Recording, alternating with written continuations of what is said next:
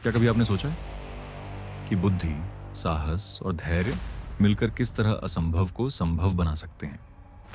आज की ये रोमांचक कहानी है हिमाचल प्रदेश के एक नगर पालमपुर की, जहां एक चतुर बहू ने न केवल अपने परिवार को बचाया, बल्कि एक खतरनाक षड्यंत्र और भयानक राक्षस का अंत भी किया।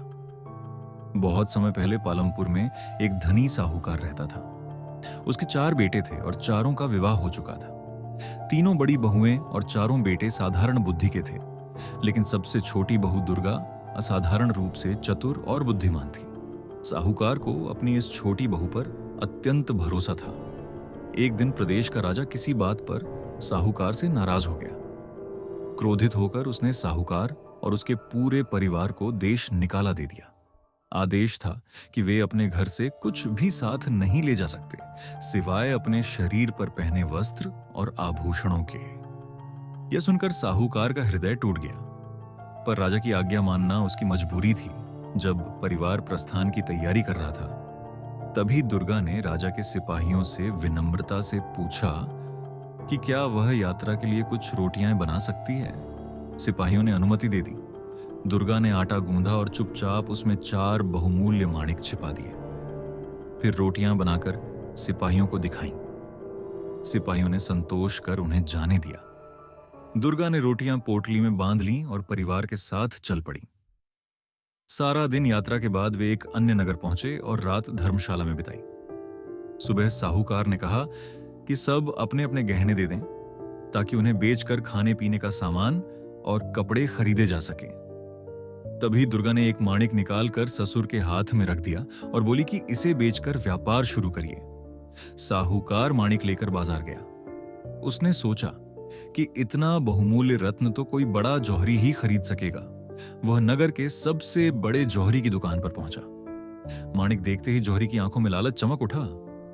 असल में वह एक धूर्त चोर था। उसने साहूकार का आदर सत्कार किया और बहाने से उसे दूसरे कमरे में ले गया।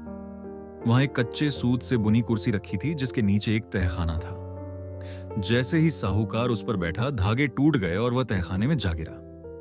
जौहरी ने ऊपर पत्थर रखकर उसे कैद कर लिया और माणिक अपनी तिजोरी में छिपा दिया।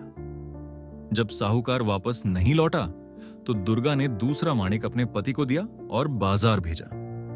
दुर्भाग्य से उसके साथ भी वही हुआ। अब पिता और पुत्र दोनों तहखाने में कैद थे।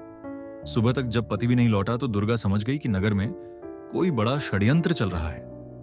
उसने अपने आभूषण बेचे, परिवार के लिए भोजन और कपड़े खरीदे और अपने लिए सिपाही की वर्दी ली।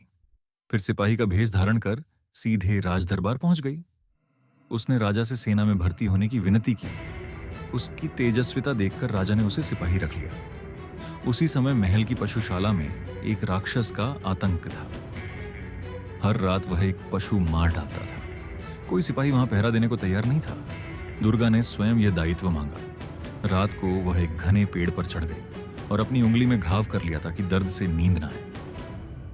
आधी रात को जंगल से एक विशाल भैंसा निकलकर महल की ओर बढ़ा। दुर्गा समझ गई, यही राक्षस है। जैसे ही वह पास आया, दुर्गा तलवार लेकर उस पर कूद पड़ी और उसकी गर्दन काट दी। मरते ही वह अपने असली राक्षसी रूप में आ गया। सुबह जब राजा को यह झांत हुआ, तो वह अत्यंत प्रसन्न हुआ और इनाम मांगने को कहा। दुर्गा ने नगर की सुरक्षा का भार और अपराधियों को दंड देने की स्वतंत्रता मांगी। राजा ने उसे नगर का कोतवाल बना दिया। अब दुर्गा सीधे सबसे बड़े जौहरी की दुकान पर पहुंची। उसने बहाने से राजकुमारी के विवाह के लिए बहुमूल्य माणिक मांगा। जौहरी ने अंततः वही माणिक निकाला। दुर्गा ने तुरंत पहचान लिया। उसने सिपाहियों को आदेश दिया कि उसे पकड़ लें।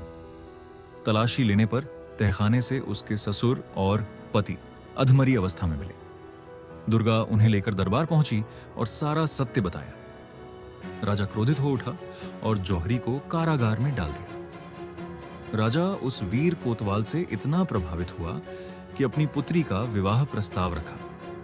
तभी दुर्गा ने सिपाही का भेष उतार दिया और अपने वास्तविक रूप में आकर सारी सच्चाई बता दी। राजा उसकी बुद्धिमत्ता और साहस से चमत्कृत रह गया।